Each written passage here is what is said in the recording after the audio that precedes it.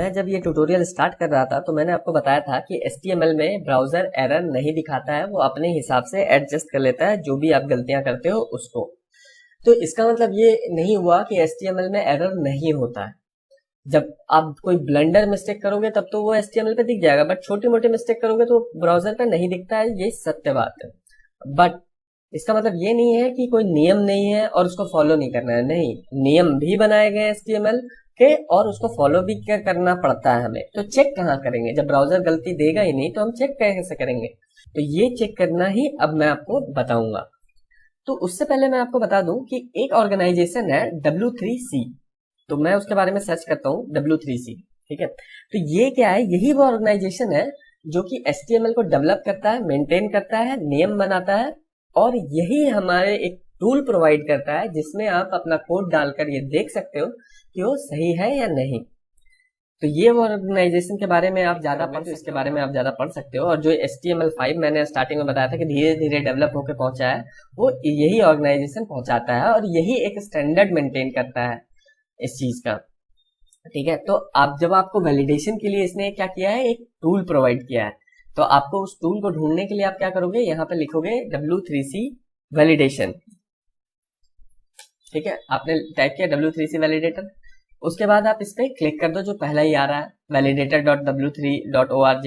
तो अब यहाँ पे हमारे पास दो ऑप्शन आता है, या तो हम उस अपना जो वेबसाइट है वो अगर लाइव है तो उसका डायरेक्ट एड्रेस दे दे तो वो हमें बता देगा, और यहाँ चेक करते हैं वो हमें बता देगा कि क्या गलत है क्या सही है।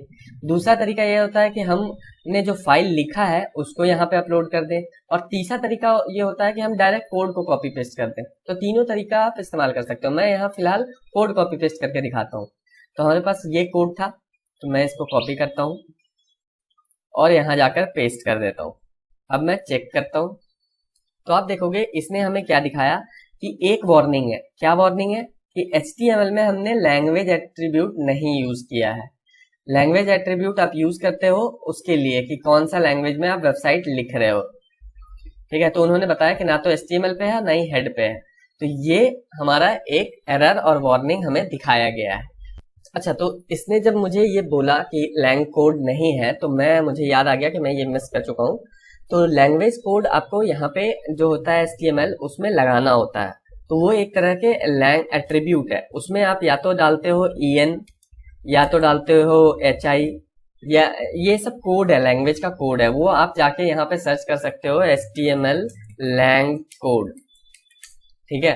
तो इससे क्या होगा कि ये आपको सारे लैंग्वेजेस के कोड दे देगा। जिस लैंग्वेज में आप वेबसाइट बना रहे होगे उस लैंग्वेज का आप यूज कर सकते हो। अगर हिंदी यूज करते हो तो hi यूज करो, इंग्लिश यूज करते हो तो en यूज करो।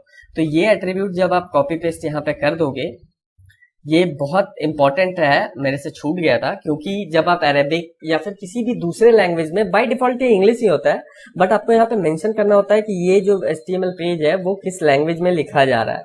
तो मैं फिलहाल इसको en में कर देता हूँ। और अब अगर मैं इसको W3 वैलिडेटर पे ले जाके चेक करूं तो आप देखोगे कि ये सही आएगा। मैं W3 वैलिडेटर पे गया, डायरेक्ट URL पे यहाँ पे पेस्ट किया। अब मैं यहाँ पे चेक पे क्लिक करता हूँ। अब आप देखोगे तो ये कह रहा है कि सब कुछ ठीक है, बस ये बोल रहा है कि हेड में टाइटल नहीं है। तो मैंने खुद से हटाया है, वो जरूरी नहीं था।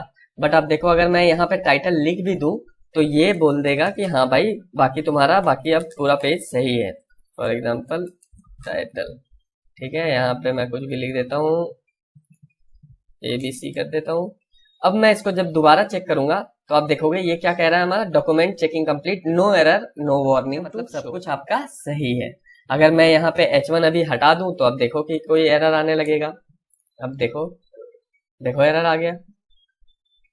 H1 के चक्कर में ये बॉडी का भी एरर दिखा रहा है कि H1 बंद नहीं हुआ, बॉडी तुमने कैसे बंद कर दिया। तो यही है HTML वैलिडेटर, जहां पे आप अपना HTML का एरर देख सकते हो कि कुछ मिस तो नहीं कर दिया, कुछ इंपॉर्टेंट चीज, या फिर कुछ गलत तो नहीं लिख रहे हो, क्योंकि ब्राउजर नहीं बताएगा, ब्राउजर उसको सही करके ही दिखाएगा। अगर बहुत बड़ी मिस्टेक की होगी तो ही दिखाएगा ब्राउजर। तो आप यहाँ पे आके वैलिडेटर से वैलिडेट कर सकते हो।